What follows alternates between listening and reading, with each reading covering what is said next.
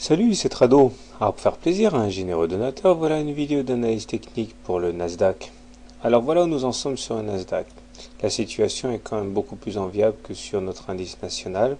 Nous sommes ici en unité journalière et nous sommes au-dessus d'une moyenne mobile à 20 séances décroissantes. Autrement dit, nous ne sommes pas en tendance baissière comme nous le sommes sur le CAC, mais tout simplement sans tendance. Et si nous arrivons à nous maintenir suffisamment longtemps au-dessus de la M20 afin de la retourner, nous basculerons en tendance haussière. Nous ne sommes pas très loin d'ailleurs d'un croisement hypothétique moyenne mobile 20, moyenne mobile 7, ce qui rapporterait du carburant pour la hausse. Il demeure que les supports sont nombreux, donc la M20 peut constituer un support intéressant pour ceux qui veulent acheter, la M7 aussi, et puis surtout le niveau des 3010, 3011, là, le segment bleu-vert, puisque cela correspond à la borne haute du gap qui a été créé entre le 24 avril et le 25 avril. Vous voyez cette absence de cotation qu'il y a là, c'est un gap. Or, ce gap a tout d'un gap de rupture, c'est-à-dire un gap qui a moins de chances d'être comblé que les autres.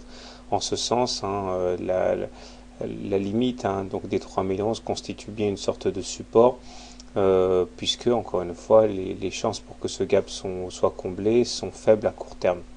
Alors, au-delà, nous avons également une fourchette d'Andrews ocre, ici, qui permet de viser pour objectif le ralliement de la médiane, c'est-à-dire vers les 3140 par là, 3150, objectif valable tant qu'on ne clôture pas en dessous de la fourchette d'Andrews ocre. Les indicateurs techniques sont plutôt bien orientés avec un stochastique dans sa zone de surachat ici, donc ce sont les haussiers qui sont aux commandes, le MACD est au-dessus de son signal et il est positif, c'est bien, et le momentum également est positif. On remarquera néanmoins qu'il y a une divergence baissière ici, puisqu'on n'a pas fait de plus haut sur l'indicateur, alors que dans le même temps, on a bien fait des plus hauts sur les cours. Ça fragilise un petit peu la tendance haussière en cours. D'ailleurs, si on retourne du côté de l'hebdo, c'est assez intéressant, puisque nous voyons ici que les cours sont en apesanteur par rapport à la moyenne mobile à 20 semaines depuis très longtemps. En fait, nous sommes toujours au-dessus d'une M20 qui est croissante, donc on est en tendance haussière, alors qu'en journalier, on est sans tendance.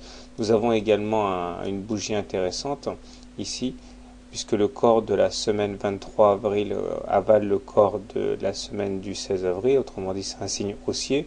Donc aujourd'hui, cette semaine, on a des chances effectivement d'avoir une bougie verte. Mais au-delà, ça fait un moment qu'on n'est pas venu prendre appui sur la moyenne mobile à 20 semaines qui est actuellement à 2900.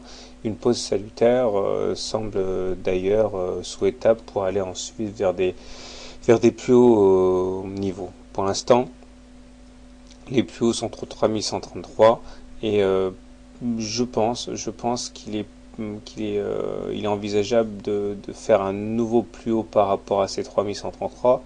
Mais il vaudrait mieux en fait que l'on fasse un pullback avant sur la M20, parce que si on devait faire un plus haut sur ces 3133 avant de faire un pullback sur la M20, ça fragiliserait quand même beaucoup le nouveau record et on risquerait de faire un double top. Enfin bon, ça c'est statistiquement ce qui a tendance à se passer.